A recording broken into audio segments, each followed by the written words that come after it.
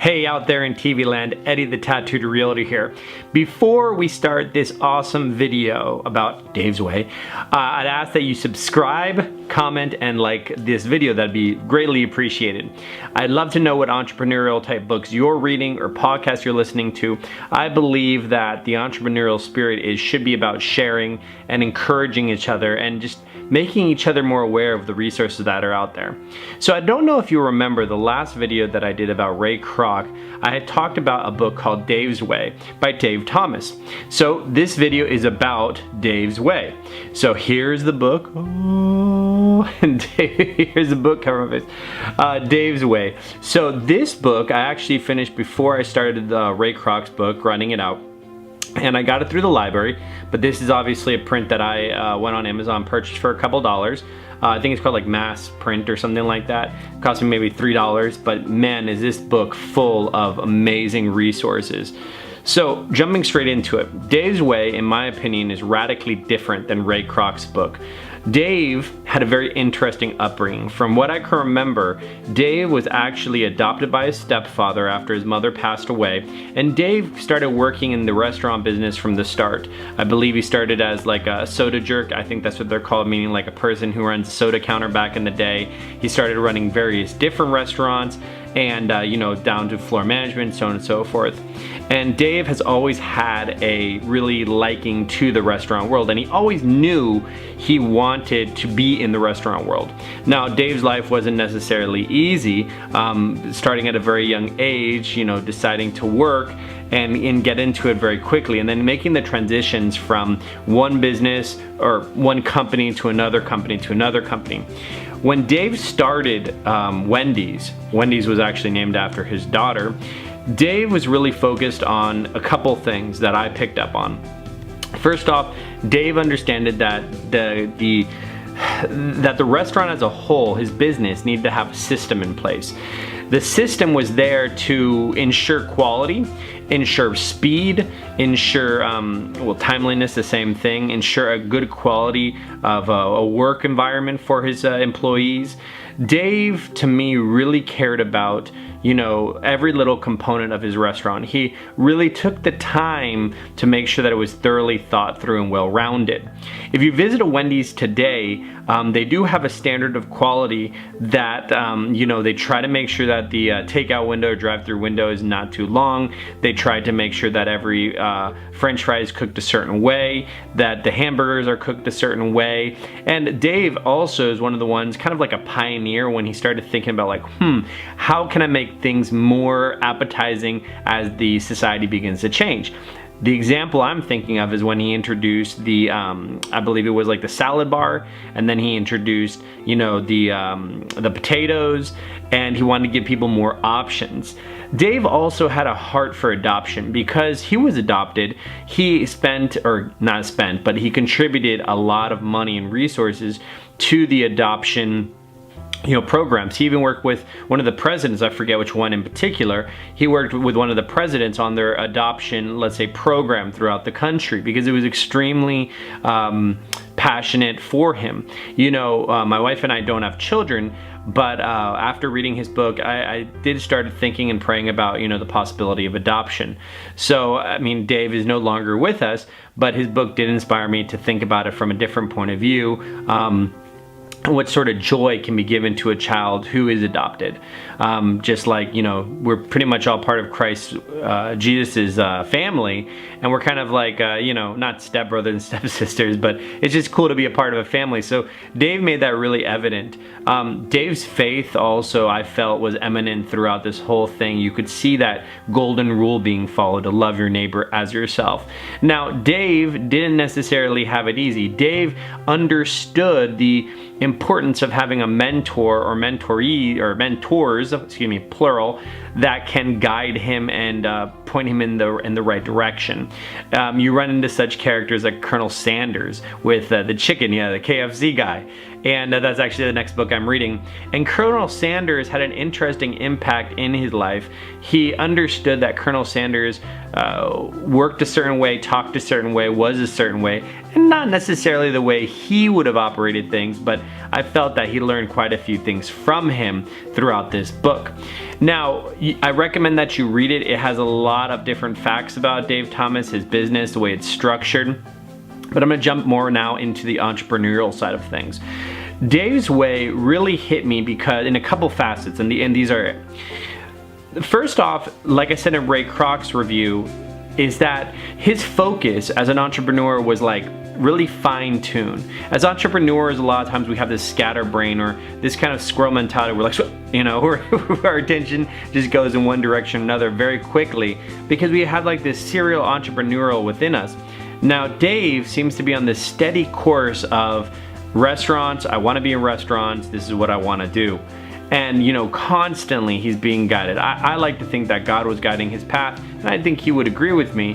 And, you know, being focused in on what you want to accomplish. You can't be everything to everybody because you'll kind of lose focus of yourself. Just me recently, I really started leaning in to, you know, who I am as a person and what matters to me and my companies. So Dave really had this laser-like focus. The second thing, the number two thing that I noticed was that Dave understood when he needed help, he would go to the right resources or right people and ask for that help. Entrepreneurials, especially in today's day and age, we have a tendency to think that we can do it by ourselves. We have a tendency like not to ask for help, or maybe we have some sort of introvertedness that's causing us to have these issues, when in reality, we should be trying to help each other. So number two is seek a mentor, seek help when needed. You know, the internet and YouTube and everything is super great and super helpful, but in reality, it's nice sometimes to talk to a person. If I can ever help you, my contact information is always in the below description. Feel free to call, text, or email. I help entrepreneurials all the time. I don't charge people for this. I feel that an entrepreneurial spirit, a true sign of it, is someone who gives selfless and who wants to see other people succeed. I felt that Dave Thomas, had he been alive, I would have definitely reached out to him because he was in Florida at one point in time. The next thing I felt was, number three, was marketing. Dave understood what marketing was, how to do it efficiently and effectively, how to get every dollar to go as far as possible. If you watch any of my other videos about various ideas of marketing, I kind of hit on the same thing. You have to hold every single dollar accountable. If you can't statistically or analytically track a marketing campaign or an advertising program, I wouldn't recommend doing it. Unless, of course, you have an unlimited budget and you really don't care what I think. But even so, you should hold every dollar accountable. And I felt Dave throughout this book made that premise quite clear. The fourth thing was Dave's standard of quality. It's funny because as I visit Wendy's, I don't eat out a whole lot, but now that I've read Dave's Way, if I do want a hamburger, that's pretty much the only place I get it. So you converted one, Dave. So Dave's way, in terms of the standard of quality, was remarkable.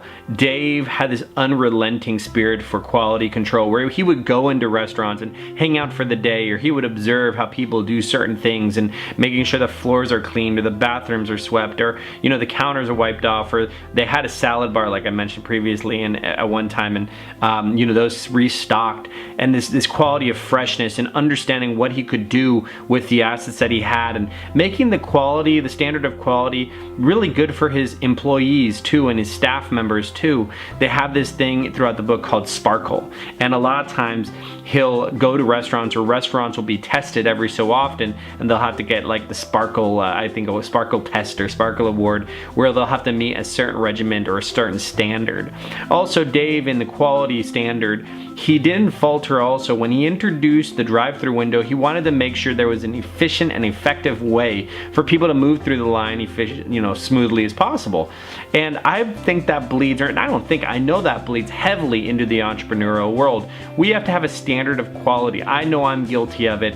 you know, a lot of times I want to get things running really quickly. I want to get them out there. But in reality, that's not the right way to do it. Really, you should take a step back and, you know, observe the persona, who you're marketing to, you know, test out an MVP, a most viable product, and try it out in the marketplace first, maintaining that standard of quality. Standard of quality was definitely, so number 4. Number 5, and this is a very not unique trait, but this is what really ran through my veins. Number 5 on the entrepreneurial traits was that Dave really cared about other people. You know, I'm reading another book, and I'll do the review later on when I finish it, called The Richest Man in Town, and this theme was brought up today in the chapter, and it resonated heavily in Dave Thomas's book. Now remember, Dave Thomas and Ray Kroc, specifically, since we're talking about Dave Thomas, they had resources to people and books and stuff like that, but you know, the goodness of his heart kind of like irradiates through.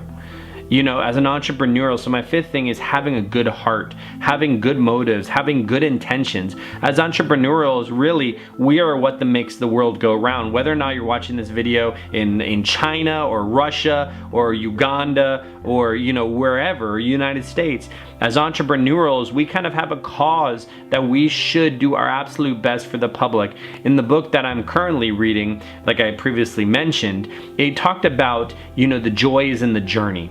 You know, not focusing necessarily on the bottom dollar or how much money I'm going to make, but rather what sort of impact can I leave behind for future generations. And so in Dave's book, I felt that heavily throughout every part. You know, he made sure he tried his best to take care of his family, his employees, his staff, give praise where praise is due, to appreciate and to value those around him. You know, you want to make sure that those people closest to you know that they're most loved. I know I'm not the best person all the time to be the most affectionate or most loving. Sometimes I am pretty harsh, and it's a lesson that I've been learning, but Dave's way has definitely made this clear to me. Along with reading scripture every single day, you know, it's great to see entrepreneurs like Dave make it monetarily in the United States and adopt the American dream, and it gives me hope that we can too. So this is Dave's Way. I highly recommend you read it. I enjoyed it thoroughly, even more than Ray Kroc's book. Dave has, I have some special admiration for him now.